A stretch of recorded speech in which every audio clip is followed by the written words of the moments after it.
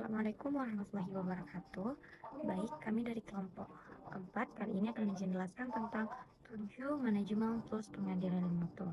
Yang dimana 7 manajemen tools dalam pengendalian mutu ini ataupun disebut 7 alat manajemen mutu, bahan ini dikembangkan untuk membantu analisis data kualitatif yang susah diolah pakai 7 QC tools biasa. Yang mana hal ini dipakai buat perencanaan, pemecahan masalah kompleks, dan pengambilan keputusan.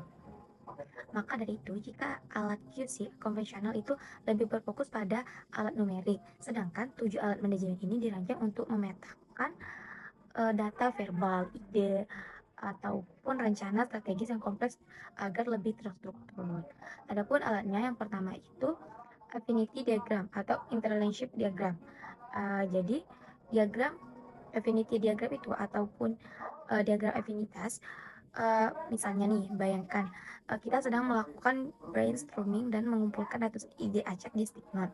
Nah, adanya alat ini berfungsi untuk mengelompokkan ide-ide yang acak tersebut ke dalam kategori-kategori alami berdasarkan kesamaan hubungannya. Nah, maka dari kekacauan itu menjadi keteraturan. Sehingga setelah ide dikelompokkan, kita gunakan alat yang kedua yang namanya interrelationship diagram, yang dimana ini adalah diagram hubungan interrelasi. Jadi hal ini itu digunakan jika masalah yang kita hadapi memiliki hubungan sebab atau akibat yang rumit. Sehingga dengan menarik garis panah antar faktor, kita bisa melihat faktor mana yang menjadi penyebab utama atau driver, dan mana yang menjadi akibat atau to outcome. Sehingga selanjutnya bagaimana kita bisa mengurai masalah ini menjadi aksi nyata. Mungkin hanya itu yang dapat saya sampaikan, akan dilanjutkan oleh rekan saya. Terima kasih. Oke, baik. Kita akan melanjutkan pembahasan. Pembahasan yang akan kita bahas ini yaitu tentang tree diagram dan matriks ataupun matriks diagram. Nah, setelah tahu masalah utamanya yang sudah dijelaskan pemateri 1, kita gunakan alat ketiga, tree diagram ataupun namanya diagram pohon. Itu sesuai namanya, diagram ini memetakan suatu target besar ke dalam cabang-cabang tugas yang lebih spesifik secara hierarkis, dari target umum turun ke strategi hingga ke langkah-langkah yang terkecil. Sederhananya, ini adalah alat untuk menjawab pertanyaan seperti bagaimana cara mencapainya. Jadi setelah rencana aksi terurai, muncul tantangan baru, seperti bagaimana hubungan antar elemen tersebut. Nah, disinilah alat keempat masuk, yaitu matriks diagram ataupun diagram matriks. Hal ini itu berbentuk tabel kisi-kisi ataupun grid yang menghubungkan dua atau lebih kelompok faktor. Misalnya seperti kita menghubungkan antara kebutuhan konsumen dengan fitur produk. Dengan matriks ini, kita bisa melihat dengan jelas titik temu kekuatan hubungan dan tanggung jawab dari setiap elemen kerja. Lalu, dari sekian banyak rencana, mana yang harus didahulukan? Nah, itu akan dibahas oleh pemateri ketiga. Baik, terima kasih. Baiklah, selanjutnya prioritas dan antisipasi risiko. Karena sumber daya kita terbatas, kita tidak bisa melakukan semua hal sekaligus. Maka alat kelima kita adalah prioritization matrix atau matriks prioritas. Alat ini membantu kita mengambil keputusan secara objektif. Kita menimbang ide dan proyek berdasarkan kriteria tertentu seperti biaya, dampak, dan urgensi, lalu memberikan bobot nilai.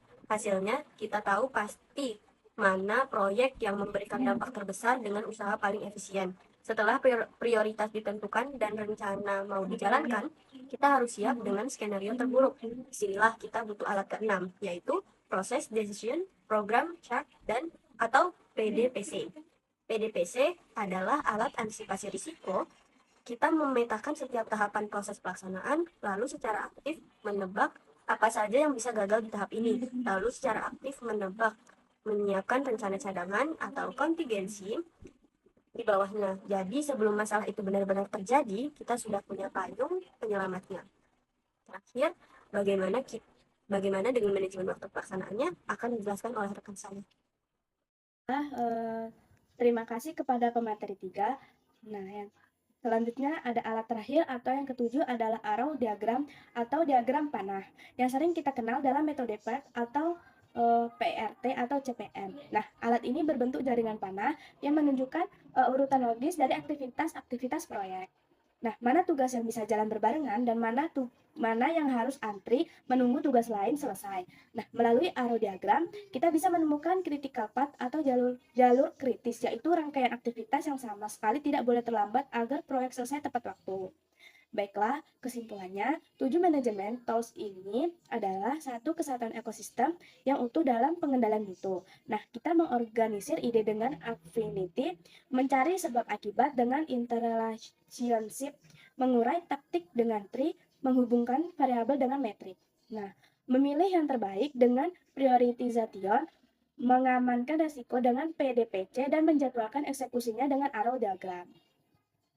Dengan menguasai ketujuh alat ini, perencanaan mutu tidak lagi berdasarkan tebakan, melainkan berbasis struktur data yang matang. Sekian presentasi dari kelompok kami. Terima kasih atas perhatiannya. Saya akhiri. Wassalamualaikum warahmatullahi wabarakatuh.